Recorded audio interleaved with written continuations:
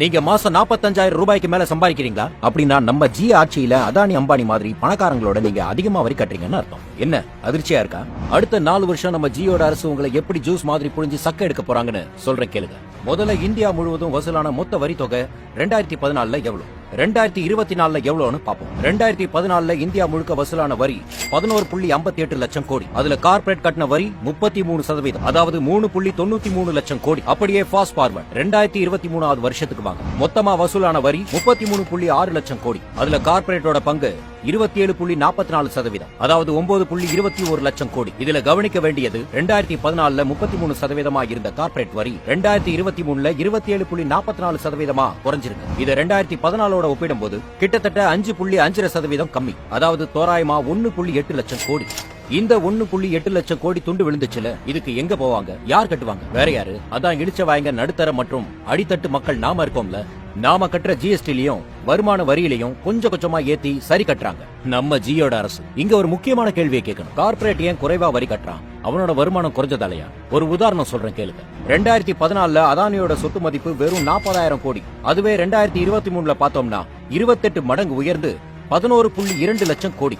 நல்லா கேளுங்க, 28% கிடையாது, 28 மடங்கு. 10 வருஷத்துல இப்படி ஒரு வளர்ச்சி உலகத்துல எந்த பணக்காரனுக்கும் நடக்கல. நம்ம ஜியோட அடுத்த ஸ்பான்சர்ஸ் ரிலையன்ஸ்க்கு வருவோம். 2014 22.500 கோடியா இருந்த ரிலையன்ஸ் நிறுவனத்தோட லாபம் 2023 73.670 கோடியா மாறி இருக்கு. அதாவது கிட்டத்தட்ட லாபம் மட்டும் 3 மடங்கு அதிகமாயிருக்கு. அதோட விளைவு ஏசியாவிலேயே அதிக பணக்காரர்கள் இருக்கிற நகரமா மும்பை மாறி இருக்கு. இந்த பணக்கார ஏழைகள் இவ்வளவு சம்பாதிக்கிறதுக்காக தான் நம்மளோட ஜிஎஸ்டியும் நம்மளோட வருமான வரியும் அதிகமாயிருக்கு. இதோட விளைவு உலகத்திலேயே எக்கனாமிக் இன்இக்வாலிட்டி, அதாவது பொருளாதார சமமின்மை அதிகமுள்ள நாடா இந்தியா மாறி இருக்கு. எங்க எல்லாரும் ஒரு தடவை ஜோரா கைத்தட்டி பாரத் மாதா கி ஜெய்னு சொல்லுங்க பார்க்கலாம். அது சரி, இத ஜி எப்படி சாதிச்சாரு? ஒரே ஒரு சட்ட திருத்தம் தான் 2019 கொண்டு வந்தார்.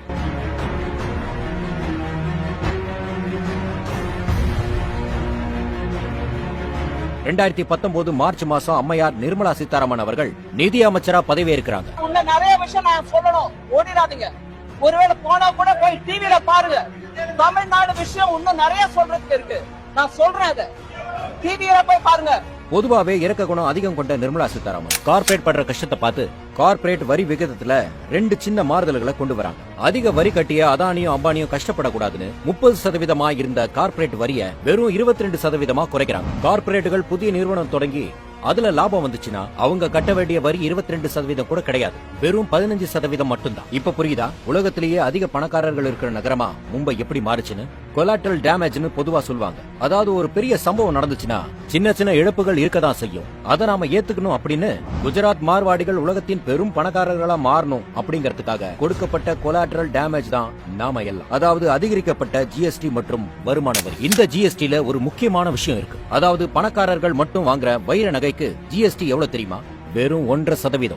ஆனா பாருங்க, எல்லாரும் வாங்குற காரு, பைக், சிமெண்ட் எல்லாம் 28% ஜிஎஸ்டிக்கு கீழே வருது. நீங்க ஒரு பைக்கை 1 லட்சம் ரூபாய்க்கு வாங்குறீங்கன்னு வச்சுக்கோங்க, அதுல 28,000 ரூபாய் ஜிஎஸ்டிக்கு மட்டும் போதும். அதுவே ஒரு காரை 10 லட்சத்துக்கு வாங்குனீங்கன்னா 3 லட்சம் ரூபாய் வரிக்கு மட்டும் போதும். அடுத்து அதை பயன்படுத்த பெட்ரோலோ டீசலோ போட்டீங்கன்னா அதுல 50% வரி. அந்த பைக்கையோ காரையோ லோன்ல வாங்குனீங்கன்னா அந்த வட்டியிலயும் வரி இருக்கு. கூட்டி கழிச்சு பாத்தீங்கன்னா 50-60% வரி மட்டுமே போகும். அடுத்து எல்லாருக்கும் சொந்த வீடு கட்டணும்னு ஆசை இருக்கும்ல, அதுக்கு சிமெண்ட் வாங்குவீங்கல்ல, அதுக்கு 28% ஜிஎஸ்டி. அதுக்கு இரும்பு கம்பி எக்ஸெட்ரா பொருட்கள் எல்லாம் இருக்குல்ல, அதுக்கும் 18% வரின்னு இன்னும் சொல்லிக்கிட்டே போலாம். அடுத்து இந்த பாரத் மாதாக்கு ஜேன்னு சொல்லிட்டு சுத்திட்டு இருக்கிற மிடில் கிளாஸ் சங்கிகளுக்கு வருவோம். இந்தியாவுல வருமான வரி கட்டுற நடுத்தர வர்க்கம் கிட்டத்தட்ட 8 கோடி பேர். இந்த 8 கோடி பேர் தான் இதுக்கு முன்னாடி சொன்ன எல்லா வரியையும் கட்டிட்டு கூடுதலா வருமான வரியையும் சேர்த்து கட்டிட்டு அதானி அம்பானியை விட அதிகமா வரி கட்டுற இடத்துல இருக்காங்க. அதானி அம்பானி போன்ற பணக்காரர்கள் கட்டுற வரி வெறும் 15 இருந்து 22% மட்டும்தான். ஆனா மாசம் ஒருத்தர் 45,000 ரூபாய் சம்பாதிச்சார்னா இன்கம் டாக்ஸ் ஸ்லாப் படி அவர் 20%,